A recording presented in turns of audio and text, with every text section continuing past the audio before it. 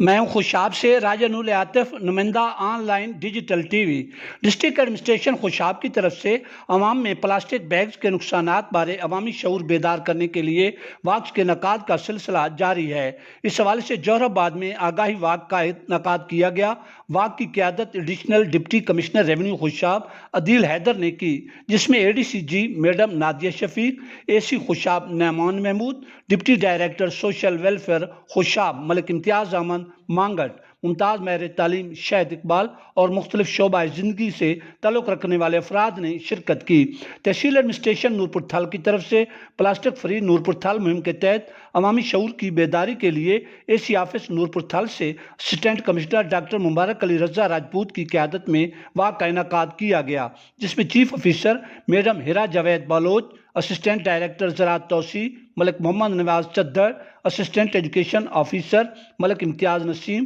Infrastructure officer محمد یونس، زراعت officer Yasir Iqbal, صدر انجمن دکانداراں شیخ حاجی عبد المجید، معروف سماجی شخصیت ملک ناصر علی گجر، صحافیوں اور سول سوسائٹی کے نمائندہ افراد نے بھرپور شرکت کی۔ کلمہ چوک میں AC ڈاکٹر مبارک علی رضا راجپوت اور CO میڈم ہیرا جاوید بالوچ نے شرکائے ریلی سے پلاسٹک بیگز کے نقصانات بارے اظہار خیال کیا اور شہریوں میں ماحول دوست بیگز بھی تقسیم کیے گئے۔